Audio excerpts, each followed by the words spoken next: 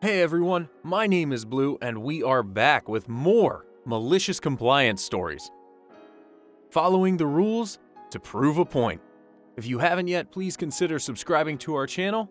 And with that, let's get into it. A few years ago, I worked for a furniture stored in the back store. My job consisted of unloading and loading trucks, assembling furniture, and placing it on the main floor of the store. After around 6 months there, my supervisor announced he resigned, meaning his post was up for grabs. I had all the technical requirements, so I applied, but they gave the job to another one of my colleagues who had more experience, which was totally reasonable. After maybe 1 year, my then supervisor just stopped coming into work for no reason. He just decided he had enough and he just left. No 2-week notice or anything. So while the director tried to get to him, I took over the role of supervisor. I was the one with the most experience. Which means that, combined with my regular work, I was now the one telling people what to do, when, doing the schedule, and all the paperwork for the shipment. 3 weeks later, my colleague was officially fired by my director. In those 3 weeks, I kept doing the job of the supervisor, and doing it pretty well, so I thought that the promotion would come to me. But my director did nothing. I went to see him, explained what I had been doing, and asked if I got the promotion too, which he answered that I was not qualified nor smart enough to do this job. After some thinking, I just decided that if I was not smart enough to do the job, then I shouldn't do it. So I went back doing my regular job, and I also started looking for something else. 4 to 5 days after I stopped filling in, my director comes see me in the back store asking why the F the job isn't being done. After all, without me to organize it, nothing was getting out of the store to be delivered to the client. I just reminded him of our previous meeting, and he told me, "Yeah, I remember that. What I meant is you're not qualified to get the pay bonus for the job. You still have to do the job, you idiot." I have to admit, I still wonder how he thought that would work. Still a bit dumbfounded, I just told him that if I wasn't going to get paid for it, I certainly won't do the job, and that, considering we were already short-staffed with my old supervisor gone, he should be a bit more polite. Apparently, this was an unreasonable request, a total lack of respect to him and worthy of firing me. Yep, still don't get how that would fix anything, but hey, he's the boss. I packed everything and left, knowing that the back store, which needed 5 people to operate, was now down to 3, with the most experienced worker having a total of 4 months. It only took my boss 1 day to call me back and telling me maybe he went overboard and that perhaps we could arrange something for the promotion. To which I replied that I would not be coming back since I had a few interviews lined up. I hung up while he was still cussing at me. After a few months at my new job, I heard some surprising news. The store had closed down after 2 other backstore employees resigned. Gotta admit that it felt good to see my old boss finally get what he deserved. If there are any bosses of employees out there listening to these, always pay your people when you ask them to do more work. That's just how it goes. You want more, you pay more. If more bosses would understand that, the world would be a better place. Don't move from the cash register? Okay. So a few years ago, I used to work in hospitality. I worked at a cafe as a casual. Now, the owners, especially looking back, were all sorts of narcissistic. Sick and can't come in? That's okay. Have the rest of the week off as punishment. Want a day off? Let me make your life hell for asking.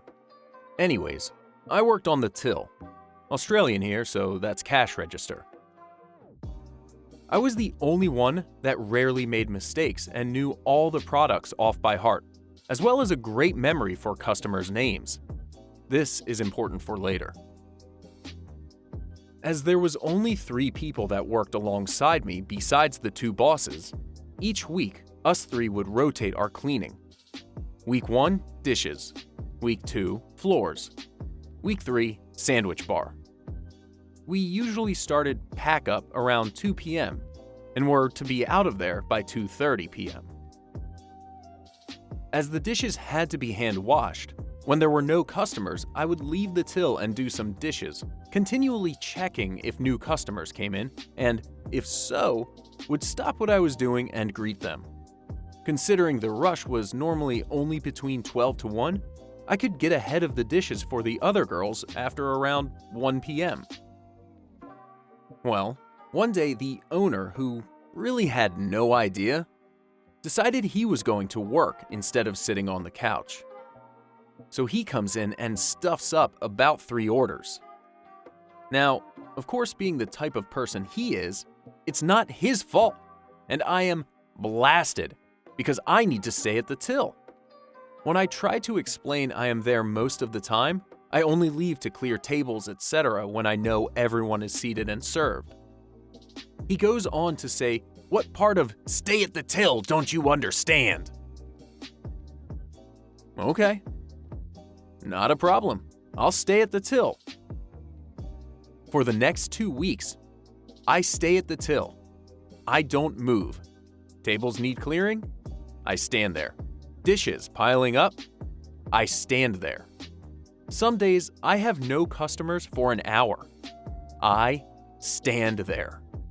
Well, as the dishes start piling up and no one can get there, we start getting out later and later, sometimes 3 p.m., sometimes later.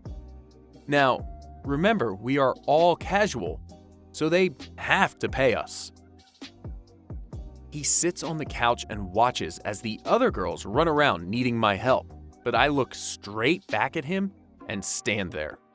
After about 2 weeks, they didn't like the overtime and of course said, "Why are we not getting out on time? We shouldn't be this late."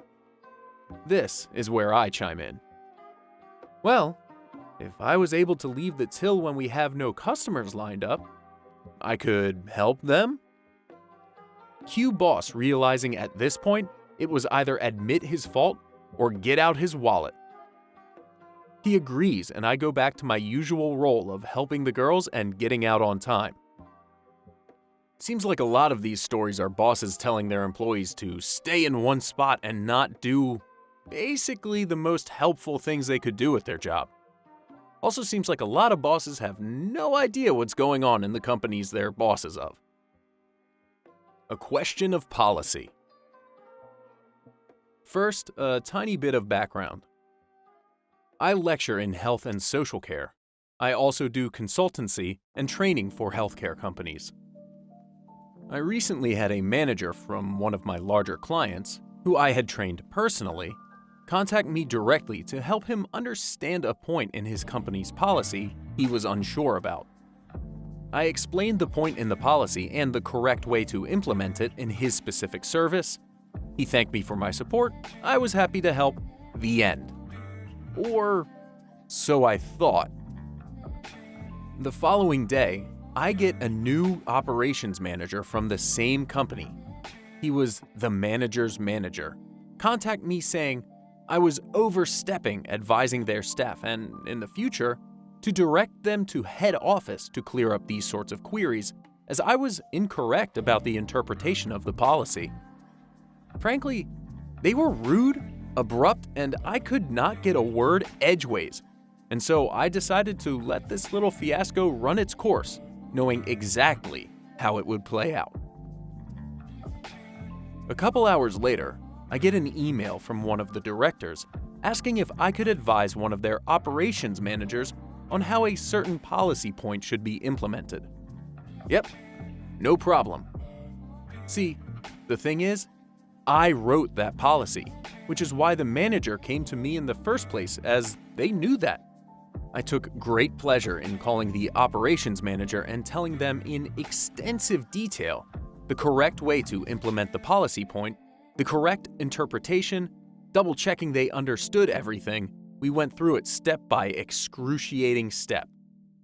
At the end of it all, the ops manager did apologize for the way they had spoken to me and admitted they had been in the wrong, so it's not all bad. Well, that's gotta be embarrassing. Telling the person who wrote the policy that they shouldn't be explaining the policy. And that's all the time we have for these malicious compliance stories today. If you like the stories, please make sure to like the video, and if you haven't yet, please subscribe to our channel. Thanks for listening. Catch you later, everyone.